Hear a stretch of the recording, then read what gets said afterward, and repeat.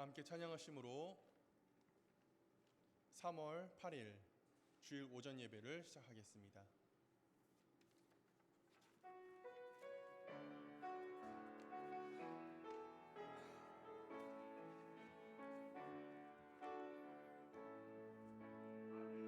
문을 여소서 이곳을 주목하소서 주를 향한 노래가 꺼지 않으니 하늘을 열고 보소서 이곳에 임재하소서 주님을 기다립니다. 기도의 향기가 하늘에 닿으니 주여 임재하여 주소서 이곳에 오셔서 이곳에 앉으소서 이곳에서 드리는 예배를 받으소서 주님의 이름만이 오직 주의 이름만 이곳에 있습니다. 하늘의 문을 여소서 이곳을 주목하소서 주를 향한 노래가 꺼지지 않으니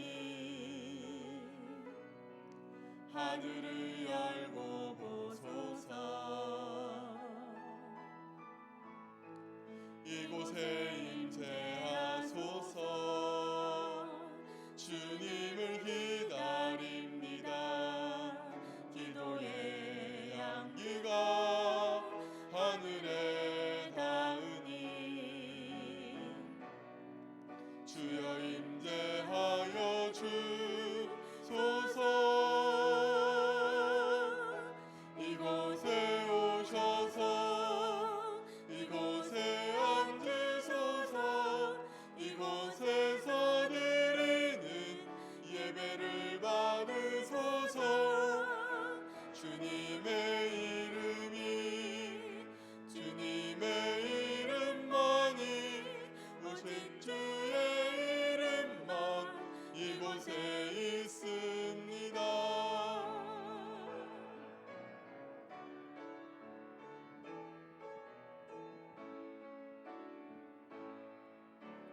예수 우리 왕이여 이곳에 오소서 보좌로 주여 임하사 찬양을 받아 주소서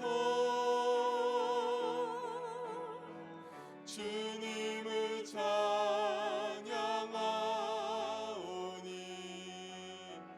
주님을 영배하오니 왕이신 예수여 오셔서 좌정하사 다스리소서.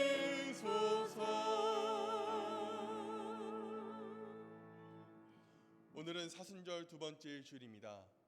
성부와 성자와 성령의 이름으로 3월 둘째 주 일부 예배를 시작하겠습니다.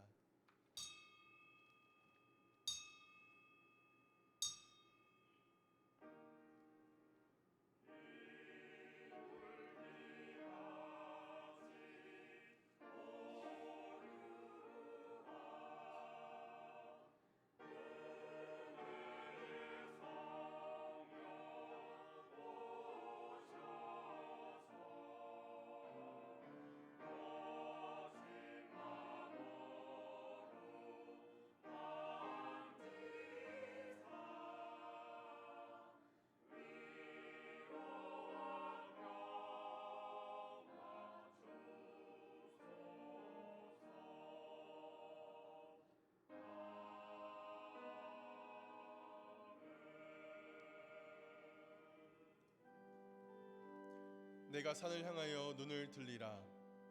나의 도움이 어디서 올까? 나의 도움은 천지를 지으신 여호와에게서로다. 여호와께서 너를 실족하지 아니하게 하시며 너를 지키시는 이가 졸지도 아니하시리로다. 하나님, 만물이 소생하는 봄의 절기를 주시니 감사합니다. 땅 위로 여린 새싹이 딱딱한 대지를 뚫고 올라오고 가지 끝에서 새순이 허공을 향해 자라나고 있습니다.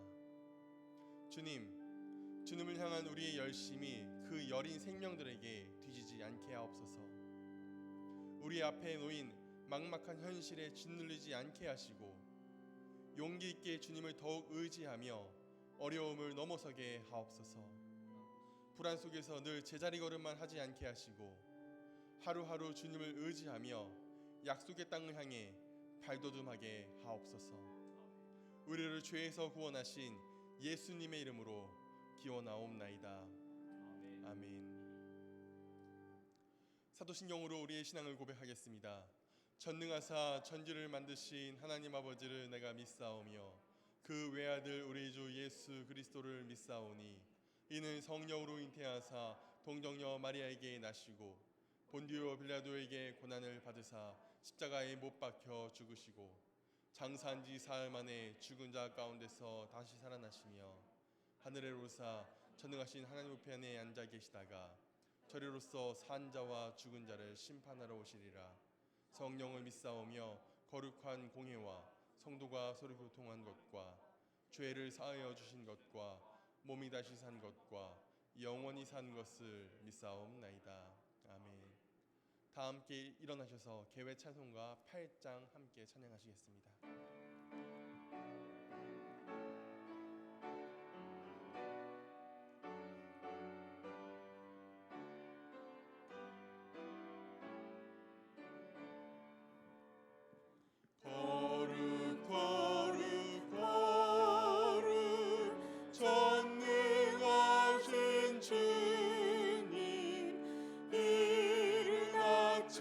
우리 주를 찬송합니다.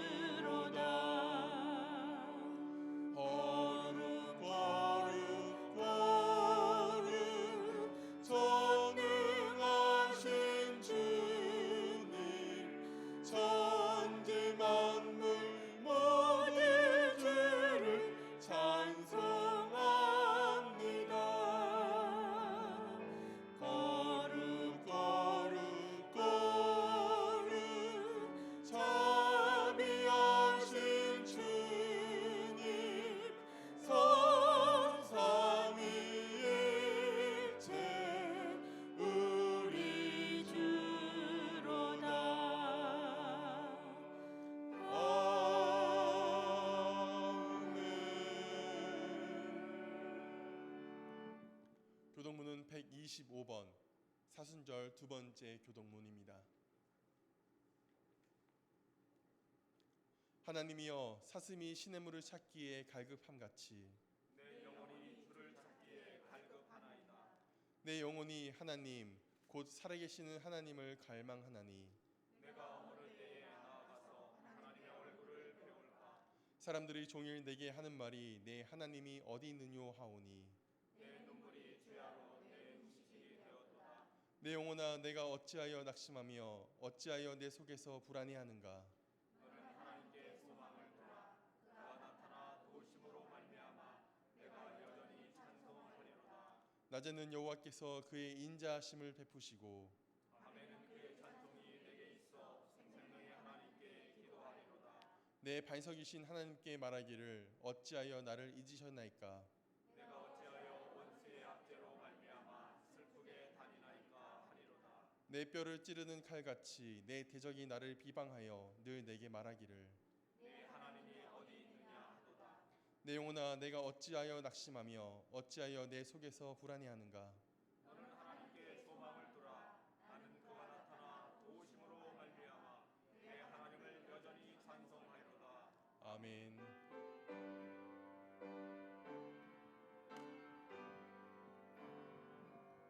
찬양 성부 성자 성령 성삼위일체께 영원 무궁하기까지 영광을 돌리세. 영광을 돌리세. 아멘.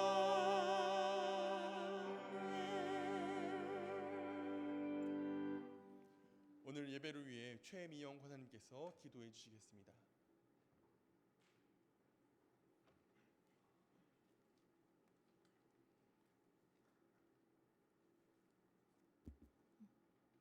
자비하신 아버지 하나님, 거룩한 주님의 날, 사랑하는 주님의 자녀들을 은혜의 자리로 불러주시고 찬양과 경배로 예배하게 하시니 감사를 드립니다.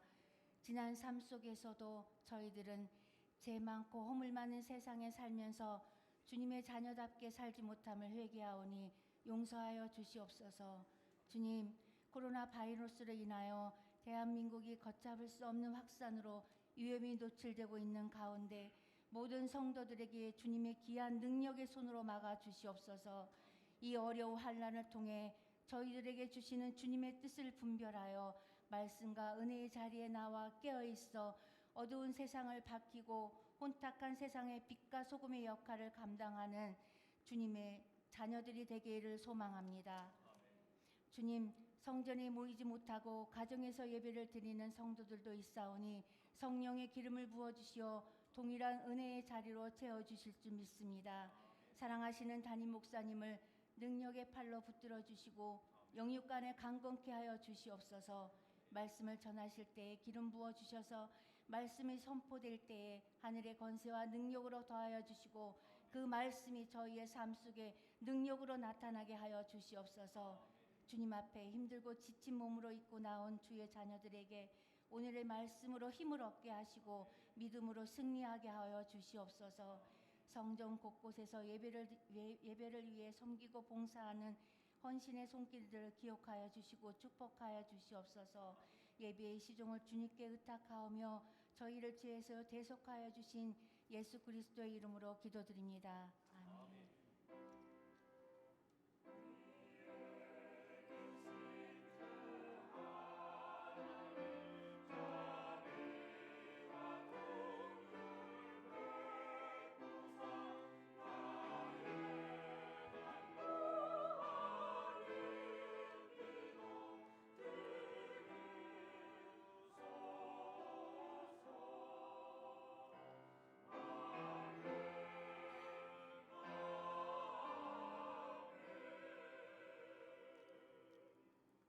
다 함께 찬송가 320장 찬양하시겠습니다.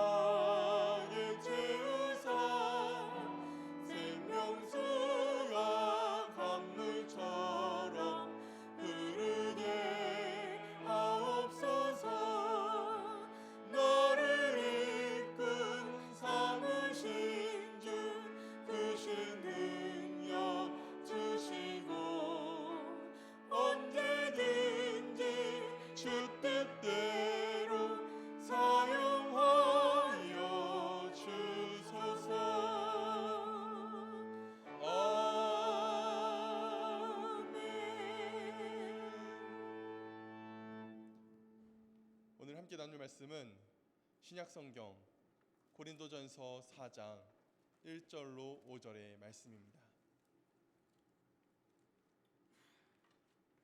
고린도전서 4장 1절에서 5절의 말씀, 함께 생명의 말씀을 봉독하겠습니다. 사람이 마땅히 우리의 그리스도의 일꾼이요 하나님의 비밀을 맡은 자로 여길지어다. 그리고 맡은 자들에게 구할 것은 충성이니라. 너희에게나 다른 사람에게나 판단받는 것이 내게는 매우 작은 일이라. 나도 나를 판단하지 아니하노니 내가 자책할 아무것도 깨닫지 못하나 이로 말미암아 의롭다 함을 얻지 못하노라. 다만 나를 심판하실 이신 주시니라. 그러므로 때가 이르기 전에 곧 주께서 오시기까지 아무것도 판단하지 말라. 그가 어둠에 감춘 것들을 드러내고 마음의 뜻을 나타내시리니 그때 각 사람에게 하나님으로부터 칭찬이 있으리라. 아멘. 교육 소식 알려드립니다. 코로나19 바이러스 예방 조치를 위하여 기침, 호흡기 증상과 발열이 있으신 분은 교회 출석을 자제해 주시길 부탁드립니다. 부득이 예배 참여 시 마스크 착용, 손 씻기, 악수 대신 목례, 기침 예절 준수 등 개인 위생 관리에 유의해 주시길 부탁드립니다. 이번 주부터 주님의 교회 온라인 방송 예배를 진행합니다. 교회에서 드려지는 예배 참석이 어려우신 분들은 유튜브에 하나암 주님의 교회를 검색하시고 예배에 함께 참여해 주시길 부탁드립니다. 이와 함께 온라인 헌금도 가능하오니 자세한 사항은 교회 홈페이지 공지사항을 참고해 주시길 부탁드립니다. 비록 한 자리는 아니지만 각자에게 허락된 장소에서 한마음 한뜻으로 예배에 힘써 주시길 부탁드립니다. 사순절 성경 쓰기가 진행 중에 있습니다. 이번 분량은 신명기부터 여호수아까지 필사해 주시길 바랍니다. 또한 사순절 기간 동안 자기 십자가 만들기도 진행하오니 모든 성도께선 함께 동참해 주시길 부탁드립니다. 오늘 오후 예배는 루디아 여선교회 헌신 예배로 드려집니다. 잽스 영어 성경반에서 요한복음 강의를 진행합니다. 중학생 이상 누구나 참여가 가능하오며 열심만 있으시면 누구나 참여가 가능합니다. 매주 교회에서도 진행될 예정인데 당분간은 유튜브를 통한 영상으로 우선 진행되어질 예정입니다. 첫 시작은 3월 16일 월요일부터이며 자세한 안내사항은 에스더 이주희 집사님에게 문의해 주시길 부탁드립니다. 이번 주부터 금요 심야 기도회가 3월 말까지 모이지 않습니다. 가정에서 기도에 힘써 주시길 부탁드립니다. 이번 주 공동 식사는 오민숙 집사님, 꽃꽂이도 오민숙 집사님께서 섬겨 주십니다. 감사합니다. 교우 소식으로는 지난 3월 4일 목요일 윤무웅 집사님께서 소천하셨습니다. 은혜 가운데 모든 장례 절차가 잘 이루어졌습니다. 남은 유가족들에게 하나님의 평안이 함께하도록 함께 기도해 주시길 부탁드립니다.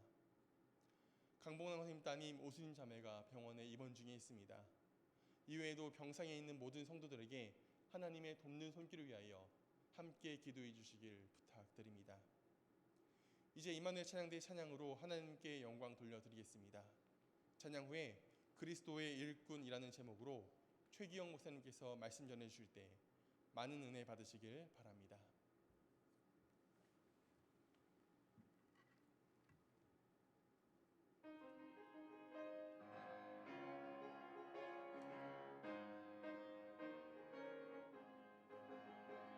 주의 진리 위해 십자가 공긴 하늘 높이 들고서 주의 군사 되어 용맹스럽게 찬송하며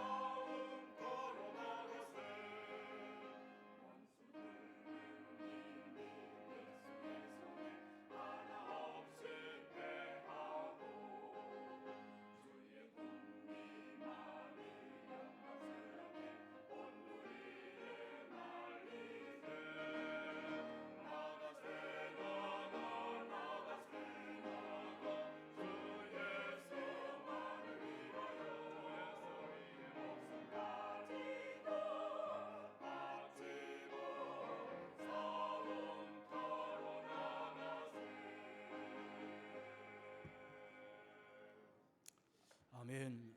할렐루야. 코로나19 이 바이러스로 인해서 참 힘든 시간들을 보내고 있는 줄 압니다.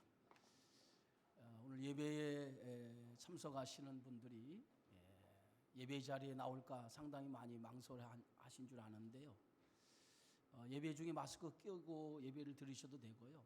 될 수 있으면 자리를 널찍하게 앉으셔서 서로가 겹치는 일이 없도록 그렇게 예배에 참석해 주시면 좋겠습니다.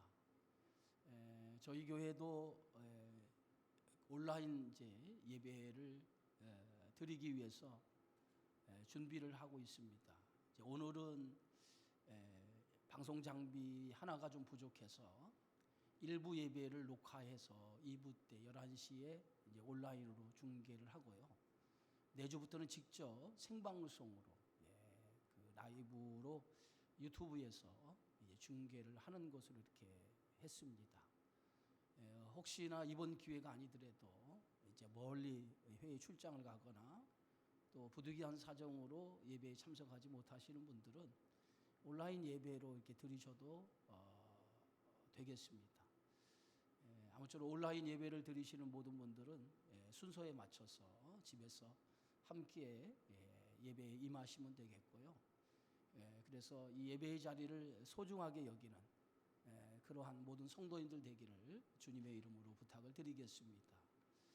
우리 일부 예배에 나오신 분들 우리 함께 인사 나누겠습니다. 목례로만 인사하세요. 반갑습니다. 어려운 때에 특별히 믿음으로 승리하는 여러분 모두가 되어지기를 주의 이름으로 축복합니다. 고린도 강해를 지금 진행하고 있습니다.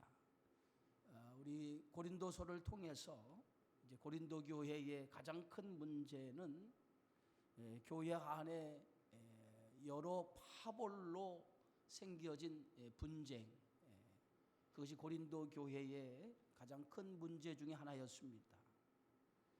고린도 교회가 이렇게 여러 파벌로 분쟁이 일어난 것은 사람 중심으로 모인 것이 원인이 되어졌던 것을 우리가 볼 수가 있습니다. 예수 그리스도가 교회의 머리인데 예수 그리스도보다 사람이 중심이 되어서 교회가 움직이게 되어졌다라고 하는 것이죠. 바울, 아볼로, 게바 이렇게 자신들이 좋아하는 그런 사람 중심으로 모이다 보니까 자연스럽게 서로가 경쟁이 되고 그리고 시기하는 일들이 일어나게 되어졌습니다. 고린도 교회는 이렇게 분쟁으로 교회의 기능을 감당하지 못하게 되었고 오랫동안 교회 안에 분쟁이 일어나다 보니 성도들끼리 서로 지치게 되어졌어요. 결국은 분쟁이 오래됨으로 인해서 성도들이 지침으로 인해서 자신들에게 맡겨진 하나님의 사역을 놓는 그러한 일들이 일어나게 되어졌습니다. 그래서 바울은 이런 고린도 교회 성도들의 그러한 모습을 보면서 너희는 그리스도의 일꾼이고 하나님의 비밀을 맡은 자다라고 하는 말씀을 통해서 이러한 일로 인해서 하나님의 일꾼으로 부르신 이 사명을 놓는 일이 있어서는 안 된다라고 하는 것을 오늘 고린도 교회 성도들에게 말씀하고 있습니다. 일꾼에도 여러 종류의 일꾼이 있죠. 짐을 나누는 일꾼도 있고 시중 드는 일꾼도 있고 다양한 일꾼들이 있습니다. 그런데 바울은 우리를 하나님의 일꾼, 그리스도의 일꾼, 하나님의 비밀을 맡은 자라고 이렇게 말합니다. 여러분 그리스도의 일꾼이라고 하는 이 헬라어의 언어를 찾아보니까 이 언어가 갖는 뜻이 뭐냐면 아래에서 배 아래에서 노젓는 일꾼이라고 하는 그러한 뜻을 담고 있더라고요. 배 아래에서 노를 젓는 사람들 어떤 사람입니까? 당시 노예들이죠. 노예들. 또 하나 하나님의 비밀을 맡은 자라고 이렇게 말씀을 했습니다. 하나님의 비밀을 맡은 사람들이 누굴까요? 오늘 성경에 보면 구약의 선지자들, 이 선지자들이 하나님의 비밀을 맡아서 그들이 하나님의 말씀을 전하는 사명을 감당하는 사람들이 바로 선지자들이죠. 근데 바울은 오늘 고린도 교회 성도들을 향해서 그리스도의 일꾼이고 하나님의 비밀을 맡은 자라고 이렇게 말하고 있습니다. 이 둘의 공통점은 바로 시키는 대로 순종하는 사람들이라고 하는 것이죠. 노예는 주인이 시키는 대로 순종하는 사람이죠. 선지자 역시도 하나님이 시키는 일을 순종하는 사람, 그것이 바로 선지자의 역할이죠. 오로지 세우심을 입은 사람들의 명령에 순종하는 일이 그들에게 맡겨진 사명입니다. 여러분, 배너라고 하는 영화를 보신 적이 있으신가요? 그 영화를 보면 배 아래에서 노젓는 노예들을 볼 수 있어요. 쇠사슬이 채인 채로 배 아래에서 북소리에 맞춰서 노를 힘차게 젓습니다. 그들은 배가 어느 방향으로 가는지 몰라요. 다만 북소리에 의해서 그들에게 맡겨진 노를 열심히 젓습니다. 북소리의 신호에 맞춰서 노를 젓는데 북소리가 빠르면 빨리 노를 젓고요. 북소리가 천천히 울리면 천천히 노를 젓습니다. 그래서 북치는 사람에 의해서 빨리 젓기도 하고 천천히 젓기도 하고, 그래서 그 북소리에 맞춰 노를 저음을 통해서 배가 빨리 가기도 하고 천천히 가기도 하고 이렇게 배가 움직이는 것을 보게 되어지죠. 근데 이 북치는 사람은 그냥 마음대로 북을 치는 것이 아니죠. 갑판 위에 사람이 신호를 보내면 그 신호에 맞춰서 북을 치게 되어져 있어요. 그리스도의 일꾼은 이처럼 북소리에 맞춰 노를 젓듯이 젓는 노예처럼 오직 그리스도의 명령에 움직이는 사람이라고 하는 거예요. 바울, 또 아볼로, 게바, 이 모든 사람들은 하나님의 명령에 의해서 움직이는 사람.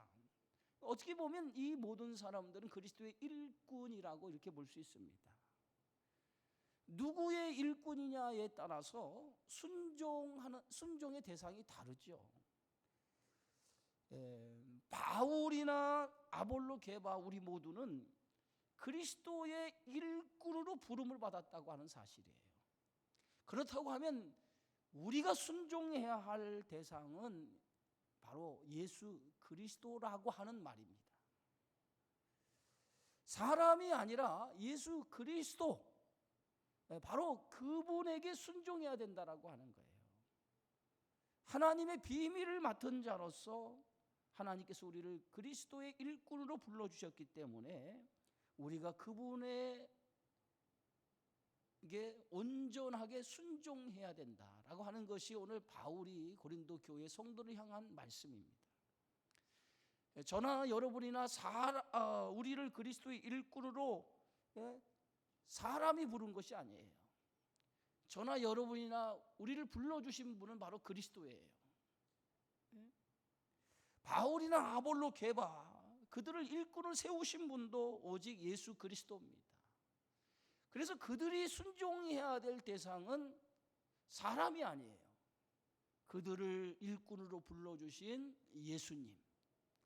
우리 그리스도 앞에 순종하는 것이 부름을 입은 사람들의 사명이라고 하는 것이죠. 오늘 주님께서 저와 여러분을 하나님의 일꾼으로 불러주셨어요. 그렇기 때문에 우리가 순종해야 할 대상은 바로 하나님이에요. 사람이 아니에요. 교환에 보면 자칫 사람 위에 충성하는 성도들을 보게 되어지는데 그것은 잘못된 그러한 신앙의 모습입니다.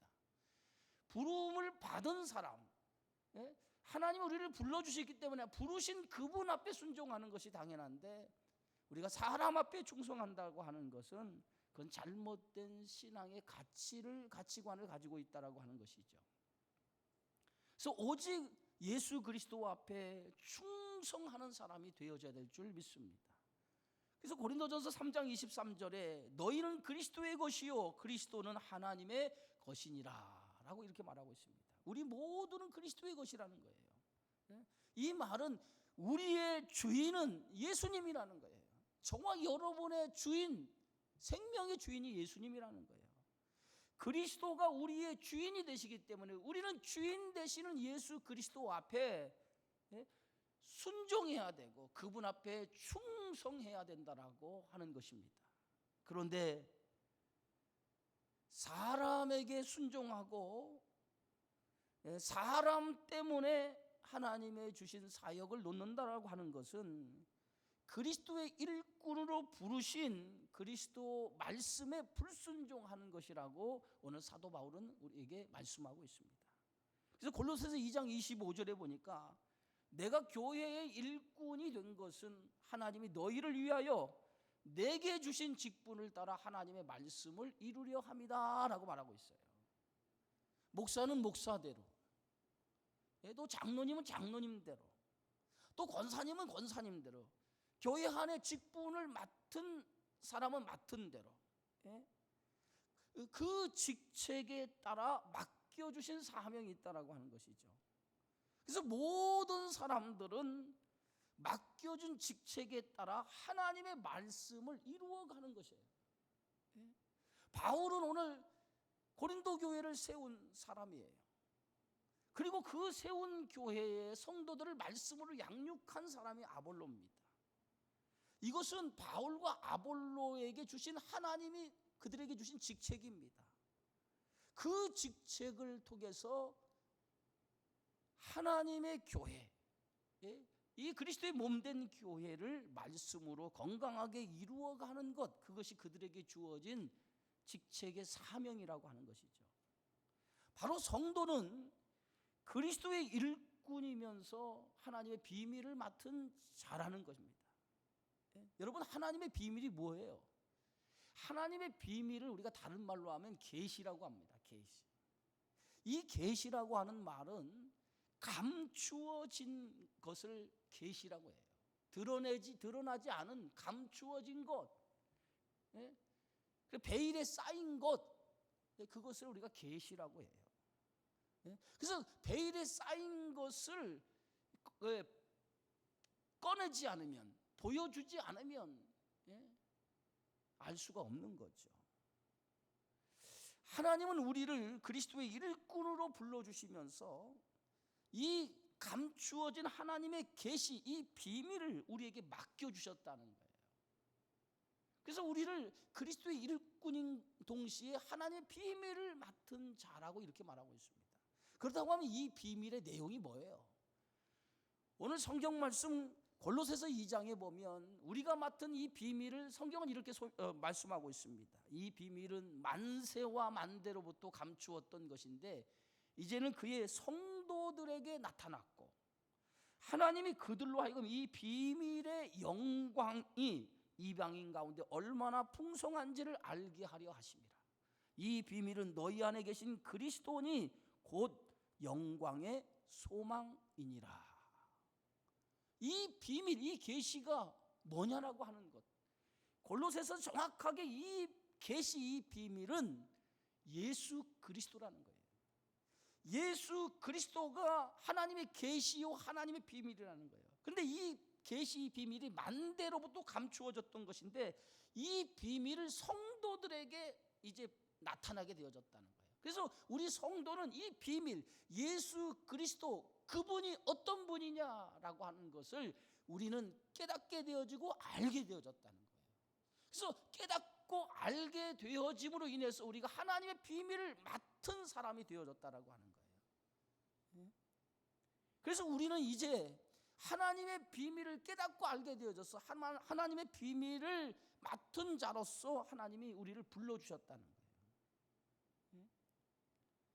아볼로나 게바나 바울이나 모든 사람들은 바로 하나님의 비밀을 아는 사람들이었어요. 그들에게 하나님의 비밀을 계시해 줬어요. 알려줬어요. 그래서 그들이 하나님의 비밀이 무언가, 그 하나님의 비밀인 예수 그리스도가 누구인가를 정확하게 알고 있었고 그 비밀을 맡은 자로서의 사명을 하나님께서 그들에게 허락해 주셨다는 거예요. 여러분, 구약 성경에 요셉이라고 하는 사람, 이 요셉은 참 파란만장한 인생을 살았죠. 그 중에 하나가, 요셉은 어린 나이에 형들의 그 미움을 받고 결국은 애굽의 종으로 던져지게 되어지죠. 애굽의 종으로 던져진 요셉은 자신이 애굽의 종으로 던져진 것을 형들의 미움, 시기와 질투로 인해서 자신이 애굽의 종으로 던져졌다라고 이렇게 생각을 했습니다. 요셉이 이렇게 생각한 것은 하나님의 섭리가 어떤 섭리인지, 하나님의 비밀이 어떤 비밀을 가지고 계시는지를 그때까지만 해도 요셉에는 영적인 눈이 열려지지 않았기 때문에 그 모든 것이 자신의 운명이다라고 생각을 했어요. 형들이 자신을 미워하고 시기하고 질투해서 자신을 애굽의 종으로 팔게 되어진 것이 자신의 운명처럼 생각을 했다는 거죠. 근데 나중에 요셉이 하나님의 이 비밀, 하나님의 계시, 자신을 향한 하나님의 비밀, 하나님의 계시를 깨닫게 되었을 때에 자신이 애굽의 종으로 팔려진 이 모든 것들이 형들의 미움과 시기와 질투, 그것으로 인해서 자신이 애굽에 던져졌다라고 생각을 했는데 그것이 아니었다라고 하는 것을 깨닫게 되어지죠. 그 모든 과정 속에는 하나님께서 자신을 향한 하나님의 계시를 드러내고자 하는 하나님의 뜻이 그 안에 있었다라고 하는 것을 깨닫게 되어지죠. 그때 요셉이 고백하는 그 고백이 창세기 45장의 말씀이에요. 당신들이 이곳에 팔았다고 해서 근심하지 마소서, 한탄하지 마소서. 하나님의 생명을 구원하시려고 나를 당신들보다 먼저 보내셨나이다 라고 말하고 있어요. 종으로 팔려질 때는 하나님의 섭리, 하나님의 계시, 그것을 알지 못했어요. 그냥 형들이 나를 미워해서 죽이려고 하다가 종으로 팔았구나만 생각을 했어요. 그런데 나중에 이 모든 것들이 하나님이 당신의 계획을 이루시기 위해서 나를 애굽에 던져놨구나라고 하는 것에 눈이 열려졌다는 거예요. 하나님의 이 섭리에 눈이 열려졌을 때에 비로소 요셉은 깨닫게 되어진 거예요. 오늘 저와 여러분들이 예수 그리스도를 만나기 전에는 예수 그리스도가 누구인지를 전혀 몰라요. 그분이 어떤 분인가. 그런데 요셉이 눈이 열어진 것처럼 우리에게 하나님께서 영적인 눈을 열어줬어요. 이거 하나님의 비밀을 알게 해줬다는 거예요. 그래서 영적인 눈이 열려서 예수 그리스도가 누구인가라고 하는 것을 우리는 알게 되어지고 그분을 믿게 되어진 거예요. 그래서 우리에게 오늘 하나님께서 그 예수 그리스도, 그분을 알고 그분을 알고 있는 우리에게 이 비밀을 맡은 자로서 하나님의 일꾼으로 세웠어요. 그래서 이 세상에 수많은 사람들 가운데 아직도 영적인 눈이 열려지지 않아서 예수 그리스도가 누구인가 모르고 사는 사람들이 너무 많아요. 그들에게 하나님의 비밀을 먼저 알게 한 자로서 이 비밀을 맡겨주셔서 그리스도의 일꾼으로 하나님은 저희들을 불러주셨다는 거예요. 그것이 오늘 바울이 오늘 고린도 성도들에게 주시는 말씀이에요. 교회 안에 여러 분쟁으로 인해서 그 분쟁 때문에 교회의 기능을 잃어버리고 결국은 성도들이 오랜 분쟁으로 해서 지치게 되어지고 그 지침으로 인해서 자신들에게 맡겨진 사명을 놓아버리는 일들이 일어나게 되어졌다는 거예요. 그래서 바울은 너희들에게 맡겨주신 그 일이라고 하는 것이 사람이 준 일이냐 아니면 하나님이 맡겨준 일이냐, 이것은 사람이 맡겨준 일이 아니라 하나님의 맡겨주신 그리스도의 일꾼으로 하나님의 비밀을 맡은 자로서의 하나님이 맡겨주신 일이라는 거예요. 그러면서 오늘 고린도서 3장 2절에 바울은 이 고린도 교회 성도를 향해서 맡은 자들에게 구할 것은 충성이라고 이렇게 강조하고 있는 것을 보게 되어지죠. 여러분, 충성이라고 하는 말은 어디에서 자주 쓰는 단어일까요? 어디에서? 충성이라고 하는 이 단어는 군대에서 많이 쓰죠. 그죠? 군대 가면은 경례 충성하고 이 경례를 하죠. 대부분 구호가 충성이에요. 군대 가면. 바울이 여기서 맡은 자에게 구할 것은 충성이니라라고 하는 이 군대 용어를 사용한 것은 오늘 그리스도의 일꾼은 이 군대처럼 절대적인 충성을 요구한다라고 하는 거예요. 충성이라고 하는 말은 여러분 한 번 충성하고 끝나는 게 아니에요. 이 충성이라고 하는 것은 목숨을 다할 때까지 충성하는 거예요. 그래서 군대의 조직은 여러분 알죠? 군대의 조직이라고 하는 것은 오직 뭐예요? 명령에 움직이는 건데 그 명령에 따라서 살기도 하고 죽기도 하는 거죠. 그래서 죽을 각오하고 끝까지 충성하는 게 이 충성 아닙니까? 그래서 하나님의 비밀을 맡은 자, 그리스도의 일꾼으로 하나님의 비밀을 맡은 자들이 해야 될 모습이 바로 충성이라는 거예요. 충성. 자기가 하기 싫다고 해서 하기 싫다고 해서 하지 않을 수 있는 것이 아니라 끝까지 이 사명을 감당해야 된다는 거예요. 여러분, 배 밑에서 노젓는 노예가 자기가 싫다고 해서 노를 젓지 않으면 어떻게 되겠습니까? 그는 죽는 한이 있어도 그 자리에서 맡은 일을 감당해야 하는 것처럼 하나님의 비밀을 맡은 일꾼으로 부르심을 입은 우리는 끝까지 주님이 맡겨주신 그 일에 충성을 해야 된다는 거예요. 그래서 고린도 교회 성도들을 향해서 싫다고 해서 너희가 지치고 힘들다고 해서 이 하나님이 맡겨주신 그리스도의 일꾼으로 하나님의 비밀을 맡은 자로서의 이 사역을 놓을 수 있는 것이 아니라는 거예요. 싫어도 이 일은 하나님께서 맡겨주신 일이고 그리스도의 일꾼으로 부르신 일이라고 하는 거예요. 그래서 싫든 좋든 우리는 그리스도의 일꾼이고 하나님의 비밀을 맡은 자라는 거예요. 그래서 부르심을 입은 순간부터 죽을 때까지 우리에게 주신 사명은 뭐냐? 충성스러운 일꾼이 되어져야 된다는 거예요. 믿으시면 아멘 하시기 바랍니다. 사도 바울이 마지막 순교하기 직전에 쓴 글이 디모데후서죠. 마지막 서신이죠. 근데 디모데후서 4장 6절에서 8절 여러분이 잘 아시는 말씀 가운데에 바울이 그 순교를 앞두고 이렇게 고백하고 있어요. 전제와 같이 내가 벌써 부어지고 나의 떠날 시각이 가까웠도다.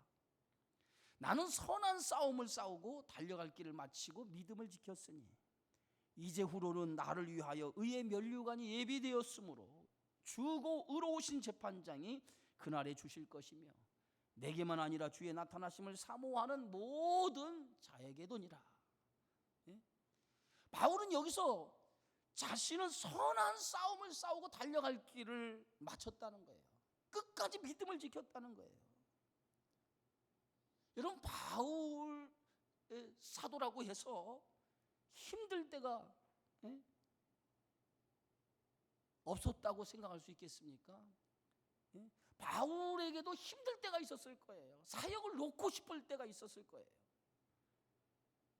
그럼에도 불구하고 바울은 그 모든 힘들고 어려울 때 그 사역을 놓고 싶을 때가 있었지만 그때마다 자신을 부르신 그리스도, 하나님의 일꾼으로 부르신 그리스도, 하나님 비밀을 맡은 자로서의 사명, 이 사명을 그는 끝까지 놓지 아니하고 이 사명을 붙들고 마지막까지 하나님의 부름 앞에 순종하게 되어졌다라고 고백하고 있습니다. 그러므로 오늘 바울은 4장 6절 말미에 이렇게 얘기하고 있죠. 이제 후로는 나를 위하여 의의 면류관이 예비되어 있으므로 주 곧 의로우신 재판장이 그날에 주실 것이며 내게만 아니라 주의 나타나심을 주님 앞에 충성하는 모든 사람들에게 동일한 축복을 주신다는 거예요. 예? 충성하는 자, 끝까지 이 사명을 놓지 않고 그 사명을 감당하는 자에게 주시는 축복, 그것이 오늘 사도 바울이 고백한 것처럼 하나님이 예비하신 면류관, 이 면류관을 받게 되어지리라 믿습니다. 오늘 바울은 고린도전서 4장 3절에 이렇게 말하죠. 너희에게나 다른 사람에게나 판단받는 것이 내게는 매우 작은 일이라도 나도 나를 판단하지 아니한다라고 말하고 있습니다. 고린도 교회는 여러 파벌이 생김으로 인해서 서로 교회 안에 성도들끼리 화합하지 못했어요. 한쪽이 열심히 일하면 한쪽은 두 팔을 끼고 방관을 했습니다. 열심히 일할 때 한쪽은 두 팔 끼고 방관하는 이유가 뭡니까? 한번 잘해봐. 너희들끼리 잘해봐. 라고 하는 마음으로 저들이 방관하며 지켜보았다는 거죠. 여러분, 주의 일은 그리스도의 몸, 교회를 위한 일입니다.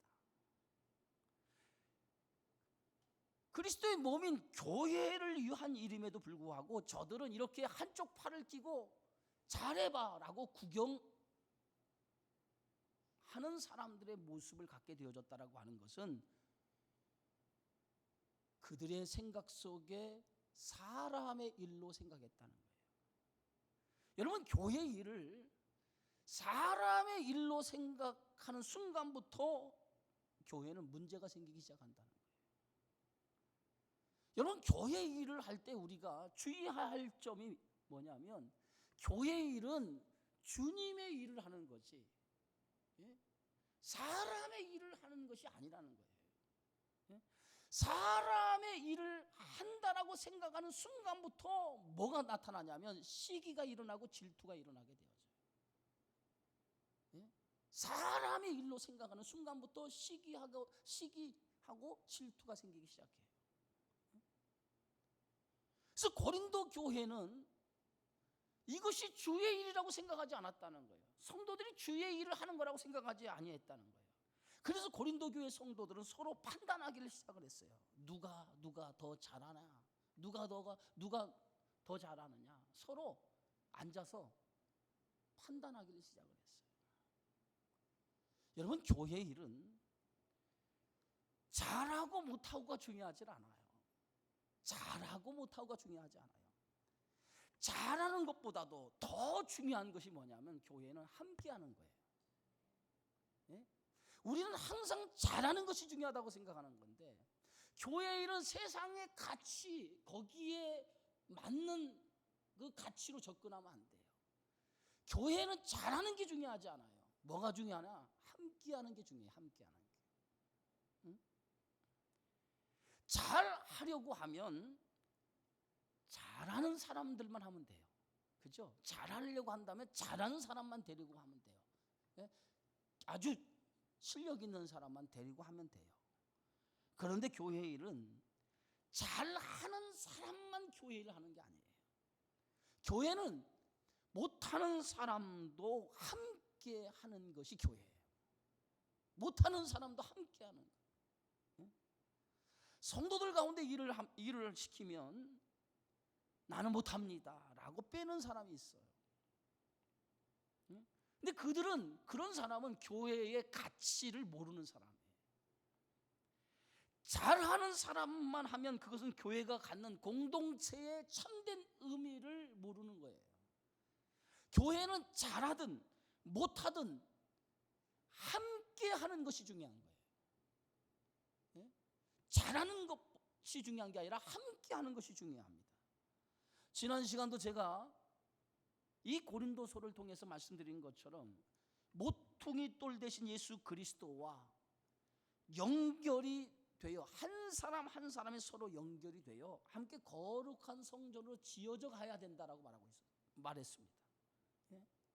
우리 모두는 함께 거룩한 성전으로 지어져 가는 공동체라는 거예요. 약한 사람이 있다고 약한 사람을 내버려 두고 그냥 강한 사람끼리만 지어져 가는 공동체, 이게 건강한 공동체가 아니라는 거예요. 약한 사람이 있다면 그 약한 사람을 부축해서 강한 사람이 그를 붙들고 함께 더불어 아름다운 하나님의 성전으로 지어져 가는 것이지, 약한 사람은 내동댕이 치고 강한 사람들만 하나님의 교회를 만들어가는 그러한 공동체가 아니라고 하는 거예요.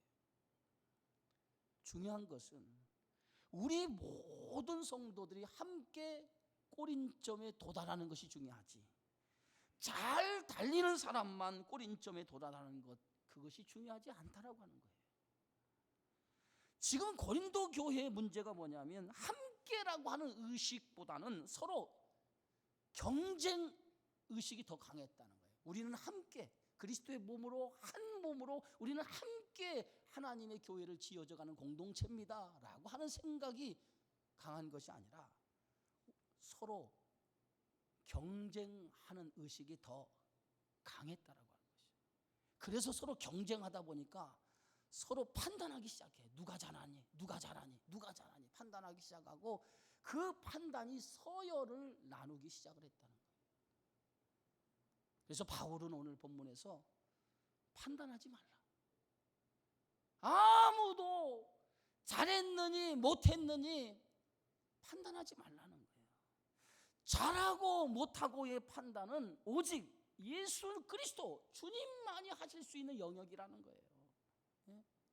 사람을 심판할 수 있는 분은 예수님밖에 없다는 거예요. 이 세상 누구도 우리를 심판할 수 있는 자격이 부여된 사람은 한 사람도 없다는 거예요. 누가 잘했느니 누가 못했느니 그것을 심판할 수 있는 권한을 우리에게 주지 않았다는 거예요. 왜? 우리 모두는 하나님 앞에 자격이 없는 사람들이기 때문에 그렇다는 거예요. 우리 모두가 하나님 앞에 자격이 없다라고 하는 이 말이 뭡니까? 우리는 하나님 앞에 죄인이라는 거예요. 죄인. 이 세상에 잘난 사람, 못난 사람 할 것이 모든 이 세상에 있는 모든 사람들 하나님 앞에 다 뭐예요? 죄인이에요. 죄인. 하나님이 우리를 의롭다라고 여겨주셨기 때문에 우리가 의로운 사람이 된 것이지, 하나님이 우리를 의롭다라고 여겨주지 않았으면 한 사람도, 저도 그렇고 여러분도 그렇고 주님 앞에 설 수 있는 사람 한 사람도 없다는 거예요. 하나님이 우리를 의롭다라고 인정해 줬기 때문에 우리가 주님 앞에 설 수 있는 거지, 주님이 인정해 주지 않으면 우리는 주님 앞에 설 수 있는 사람이 한 사람도 없어요. 그러니까 우리 스스로가 잘났다라고 얘기할 수 있는 사람이 한 사람도 없다는 거예요. 모든 것이 다 하나님의 은혜로 되어진 것이라고 하는 거예요. 그렇다고 하면 누가 사람을 판단할 수 있습니까? 똑같은 죄인이 죄인을 어떻게 판단할 수 있냔 말이에요. 하나님의 은혜를 입은 우리가 어떻게 다른 사람을 판단할 수 있냔 말이에요. 우리는 누구를 판단할 수 있는 자격이 없어요. 누구를 심판할 수 있는 자격도 없어요. 믿으시기를 바랍니다. 그래서 고린도전서 4장 4절에 바울은 이렇게 말하지, 내가 자책할 아무것도 깨닫지 못하나 이로 말미암아 의롭다함을 얻지 못하노라. 다만 나를 심판하실 이는 주시니라. 자책할 필요가 없다는 거예요. 오직 심판하실 분은 뭐예요? 오직 주님밖에 없으시다는 거예요. 주님이 오실 때까지는 아무도 누구를 판단할 수 없습니다. 주님이 오시는 날 그제서야 잘하고 못한 것이 드러나는 거예요. 그것도 누가? 주님이 드러나게 하셔서 주님을 통해서 심판을 받게 되어지는 거예요. 그래서 성경의 말씀에 보니까 그날에 감추인 것이 다 드러나게 될 것이라고 말하고 있어요.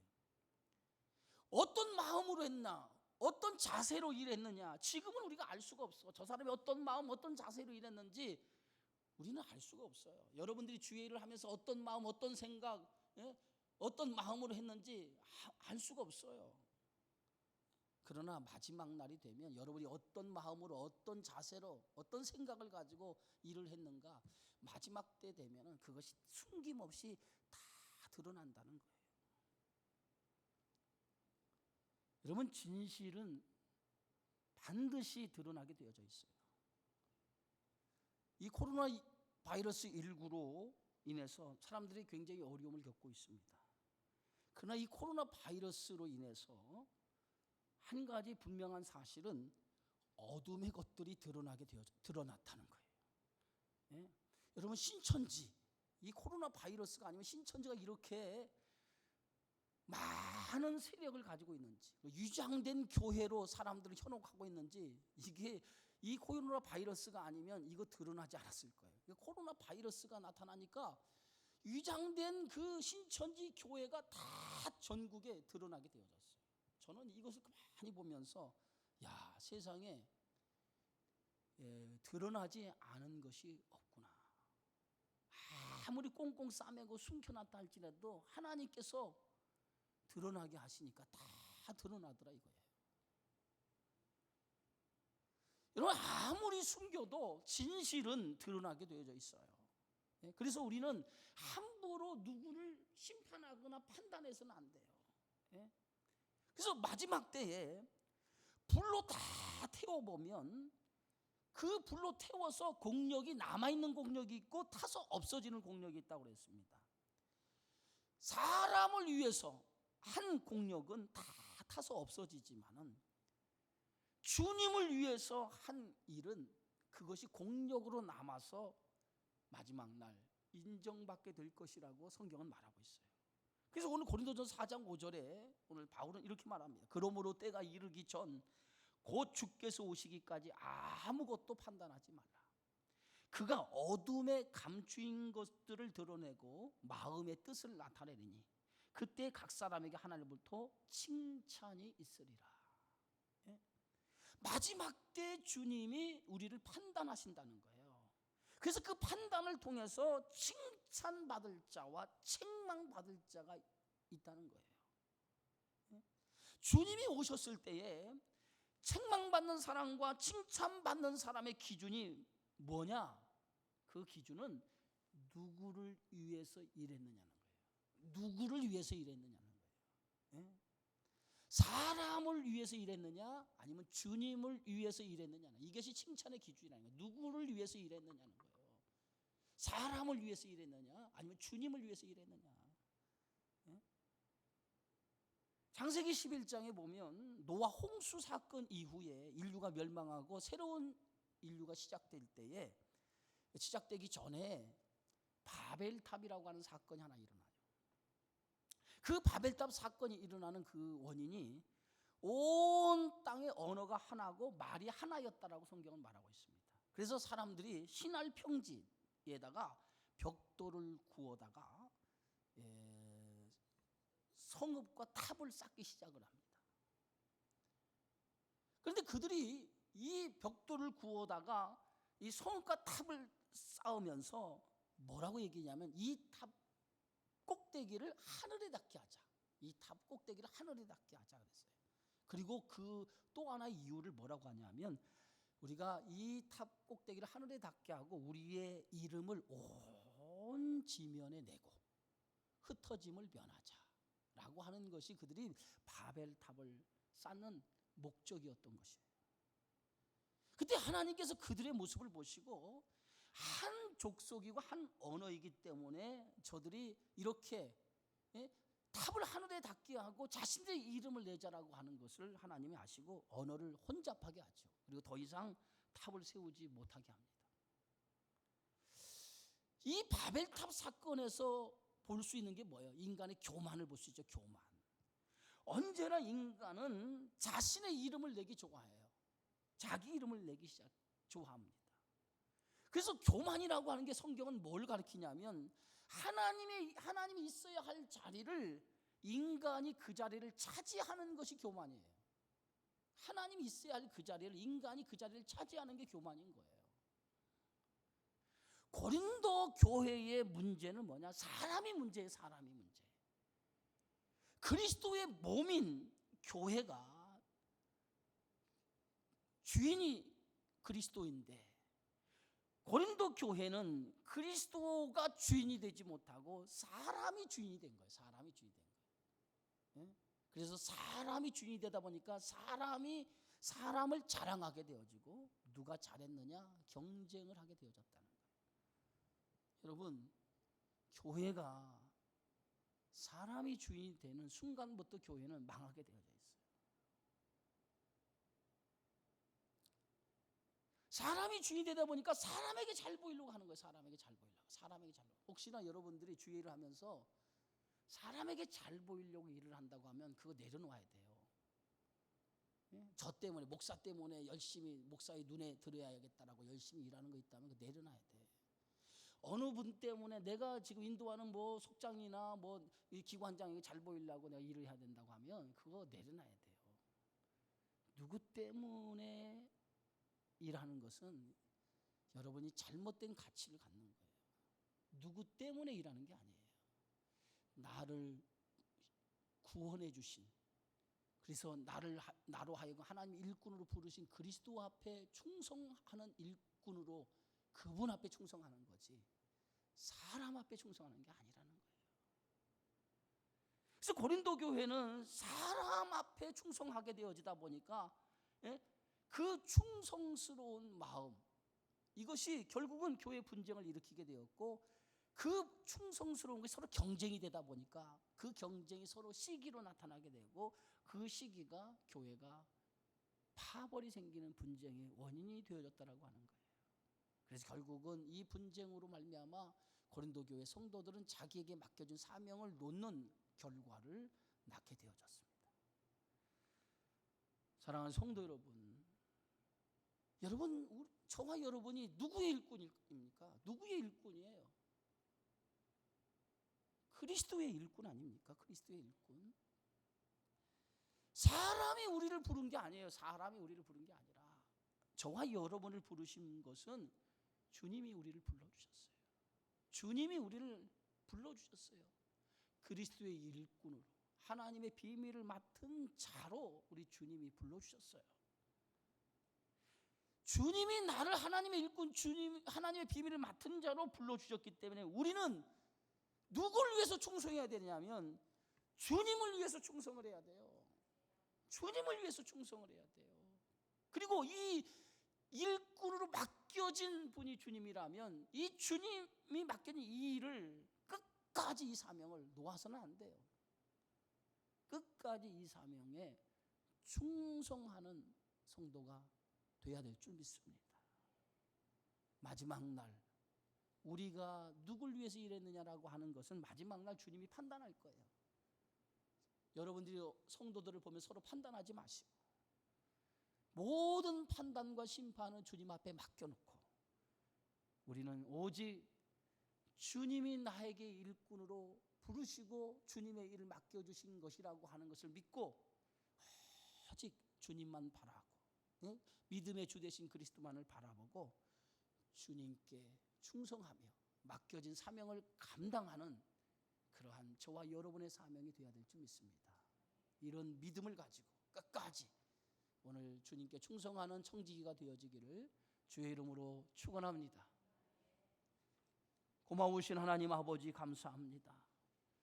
하나님 우리를 그리스도의 일꾼이요 하나님 비밀을 맡은 자로 불러주셨는데 우리가 사람 앞에 충성하지 않게 하시고 우리를 부르시고 일꾼을 세우신 주님 앞에 충성하여 마지막까지 하나님의 영광을 위해 힘쓰고 애쓰며 이 사명을 끝까지 감당하는 저희 모두가 되어지게 하여 주시옵소서.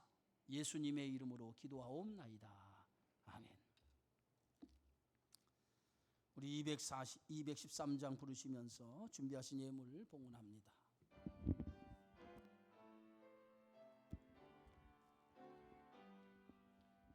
나의 생명 드리니 주여 받아 주셔서 세상 살아갈 동안 찬송하게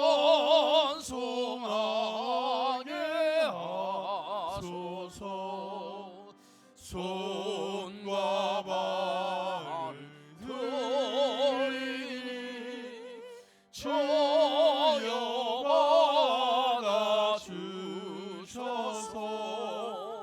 주의 일을 위하여 민첩하게 하소서. 나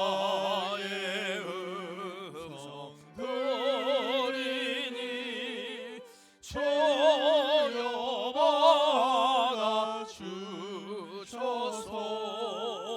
주의 진리 말씀만 전파하게 하소서. 나의 보아 드리니 조여받아 주소서. 하늘나라 위하여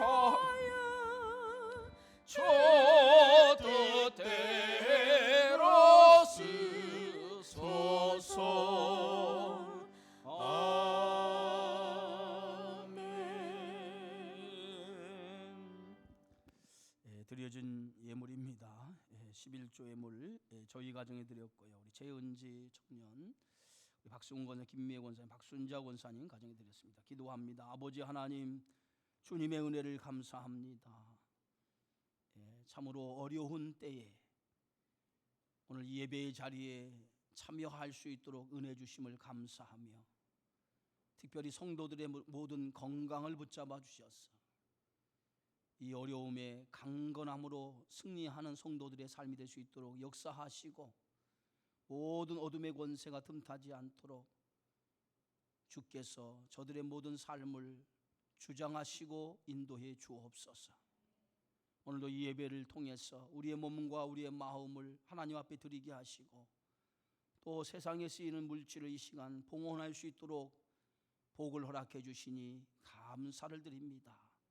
만물의 주인이 우리 하나님이신데, 우리에게 주님께 순종하는 마음으로 주님이 주신 것을 구별하여 드릴 수 있도록 복을 허락해 주신 것을 감사합니다. 드릴 수 있는 믿음 허락해 주신 것, 이 하나님 주신 은혜인데, 이 은혜를 가지고 주 앞에 이렇게 10의 1조를 드립니다. 생업을 통해서 얻어진 모든 것들을 중에 구별하여 드렸사오니 받으시옵시고, 저들이 이 땅에 살아가면서 구별된 하나님 백성으로 살아가기에 부족함이 없도록 하나님 은혜와 긍휼과 자비를 베풀어 주시옵소서. 어려운 때에 저들의 모든 삶의 경제권을 붙잡아 주셔서 하나님 물질의 어려움 당하지 않게 하시고, 마음껏 거룩한 일을 감당하는 일에 부족함 없도록 역사하여 주옵소서. 여러 모양으로 하나님 앞에 예물을 드립니다. 하나도 땅에 떨어지지 않게 하시고, 드려진 예물의 정성과 기도의 제목대로 응답하여 주시고, 하나님의 놀라운 역사가 이 예물을 통해서 일어날 수 있도록 주님 역사하여 주시옵소서. 특별히 성도들 모든 가정 붙잡아 주시고, 건강이 여의치 않은 성도들 주의 은혜로 붙잡아 주시고 강건하게 하여 주시며, 하나님 은혜로 늘 믿음 안에 승리할 수 있도록 또 한 주간도 이끌어 주시옵소서. 이 예물이 쓰일 때마다 주님의 영광이 드러날 줄 믿고 예수 그리스도의 이름으로 간절히 축복하며 기도하옵나이다. 아멘.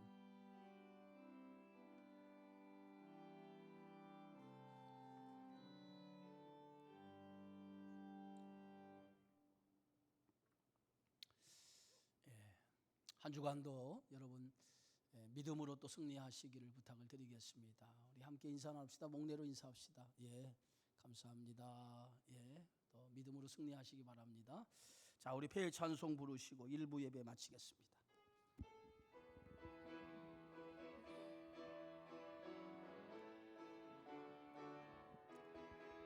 갈릴리 마을 그 숲속에서 주님 그 11 제자 다시 만나시사 마지막 그들에게 부탁하시기를 너희들은 가라 저 세상으로 가서 제자 삼으라 세상 많은 사람들을 세상 모든 영혼이 내게 달렸나니 가서 제자 삼으라 나의 길을 가르치라. 내가 너희와 항상 함께하리라. 가서 제자 삼으라. 세상 많은 사람들을 세상 모든 영혼이 내게 알렸나니. 가서 제자 삼으라. 나의 길을 가르치라. 내가 너희와 항상 함께하리라.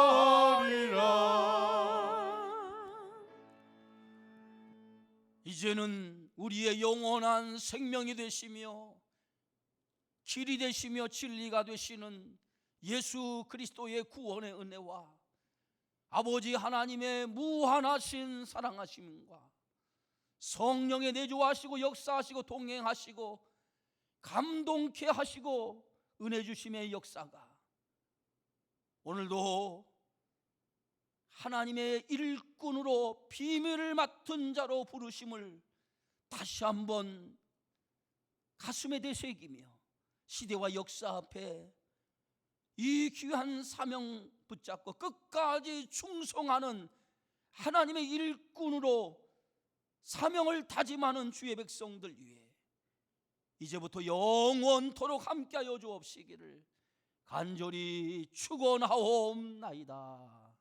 아멘.